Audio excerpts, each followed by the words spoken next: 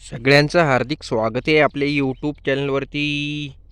आपण जर बघितलं तर शेतीतील मोठ्या प्रमाणात जो खर्च आहे तो जे गवत अनावश्यक आहे ते नष्ट करण्यासाठी या ठिकाणी होत असतो. त्यातील प्रामुख्याने मोठ्या प्रमाणात प्रसार होणारं व शेतकऱ्यांसाठी डोकेदुखी ठरणारं गवत म्हणजेच गांजर गवत हे खतम करण्यासाठी मोठ्या प्रमाणात खर्च या ठिकाणी शेतकरी करीत असतो.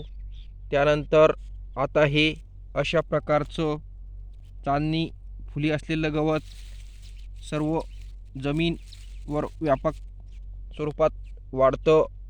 त्याचबरोबर गाई व शेळे वगैरे या गवताला मोठ्या प्रमाणात खात नसल्यामुळे या गवताचा प्रसार या ठिकाणी वाढत आहे.